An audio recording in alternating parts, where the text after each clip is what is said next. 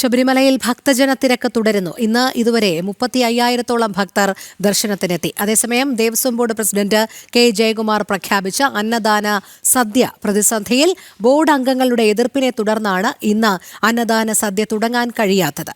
അരുൺ കൊടുങ്ങൂർ തയ്യാറാക്കിയ റിപ്പോർട്ട് കാണാം.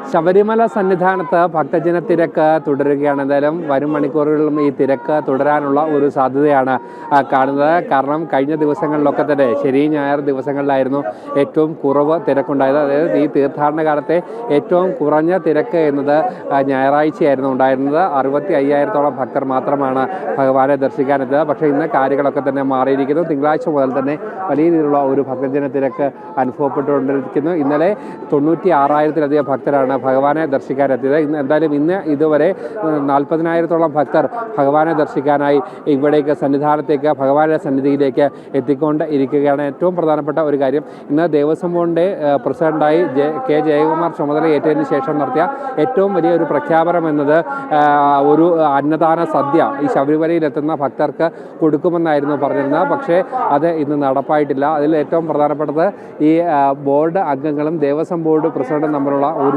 ചേരിപ്പോരാണ് ഇതിന് കാരണമായി പറയുന്നത്. ഒരു കാരണവശാലും കൂടിയാലോചനകളൊന്നും കൂടാതെ ദേവസ്വം ബോർഡ് പ്രസിഡന്റ് സ്വന്തം ഇഷ്ടപ്രകാരം തീരുമാനമെടുക്കുന്നു എന്നുള്ളതാണ് ഇവരുടെ ഏറ്റവും വലിയ ആരോപണം. അത് ഒരു കാരണവശാലും ആകില്ല, ഇങ്ങനെ മുന്നോട്ട് പോകാനാകില്ല എന്നുള്ള ഒരു കർശനമായ ഒരു നിലപാട് ദേവസ്വം ബോർഡ് അംഗങ്ങൾ എടുത്തതോടെയാണ് അടുത്ത 5-ാം തീയതി ചേരുന്ന ബോർഡ് യോഗത്തിൽ ഈ അന്നദാന സദ്യയുടെ കാര്യം കൃത്യമായി തന്നെ ചർച്ച ചെയ്തതിന് ശേഷം ആ പ്രശ്നങ്ങളൊക്കെ തന്നെ പരിഹരിച്ചതിന് ശേഷം തുടങ്ങാമെന്നുള്ള ഒരു തീരുമാനത്തിലേക്ക് എത്തിയിരുന്നു. എന്തായാലും ഇന്ന് മുതലായിരുന്നു ഈ അന്നദാന സദ്യ നൽകാനുള്ള ഒരു തീരുമാനം എടുത്തിരുന്നത്. പക്ഷേ അത് നടപ്പായിട്ടില്ല. എന്തായാലും 5-ാം തീയതി ബോർഡ് യോഗത്തിന് ശേഷം ഈ കാര്യത്തിൽ ഒരു അന്തിമ തീരുമാനം ഉണ്ടാകുമെന്നാണ് ദേവസ്വം ബോർഡ് അധികൃതർ അറിയിക്കുന്നത്.